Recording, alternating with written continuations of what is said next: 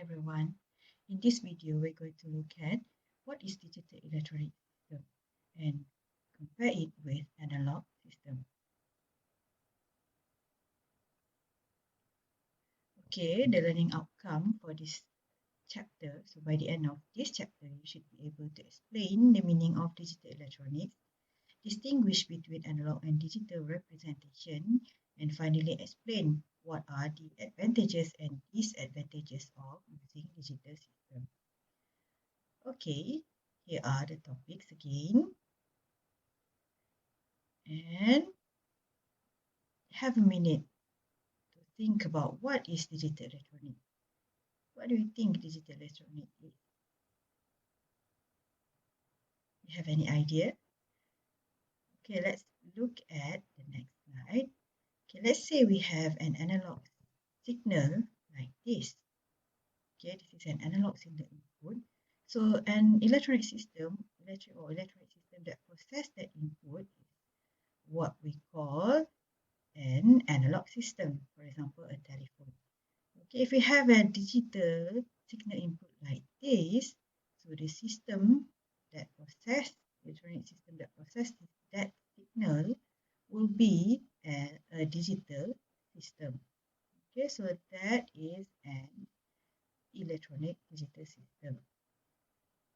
Okay, some other example, common example that we can see in our world. Okay, here are some examples such as weighting scale, multimeter, and so on.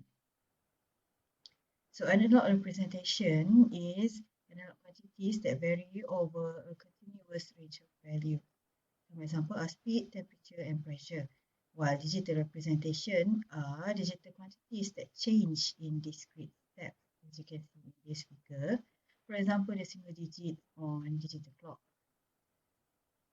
Okay, an analog system are devices that manipulate physical quantities that are represented in analog form, while digital system is a combination of devices which manipulate logical information of physical quantities in digital form.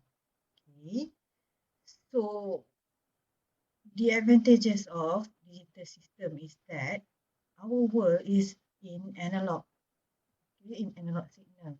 So in order to make it digital, we need an extra devices such as digital to analog to digital converter, and then we also need an extra system or equipment such as digital to analog conversion in order for us to process that signal.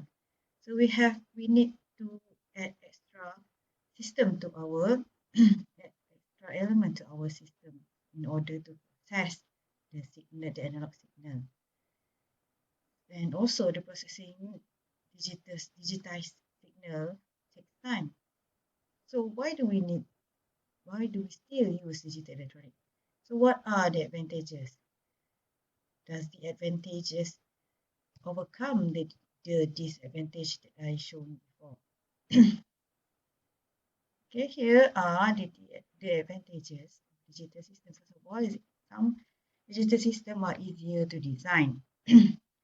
And it also offers easy storage information, easy to maintain accuracy and precision, it has programmable operations where we can change it from its function. It is less affected by noise. More digital circuitry can be fabricated on IC chips. Can you think of any other advantages?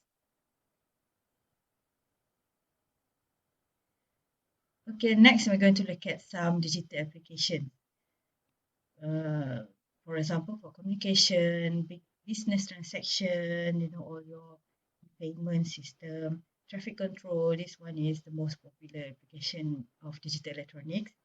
Medical treatment, weather monitoring, internet, and finally for image processing. Here we have some comparison of analog and digital system.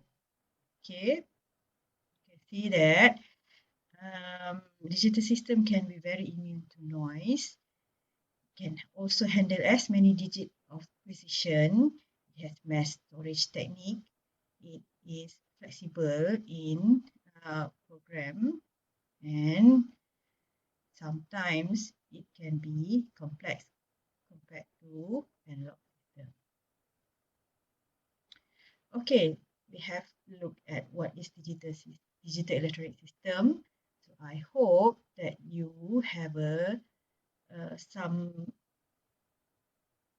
idea what is electronic digit is. Okay, as we go through the chapters in this uh, subject, we're going to look more on digital electronic and how we can develop an electronic system, digital electronic system.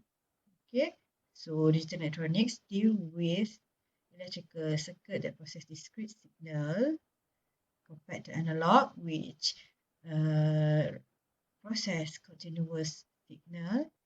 And finally, digital electronic values are more accurate and reliable. Okay, that's it for now.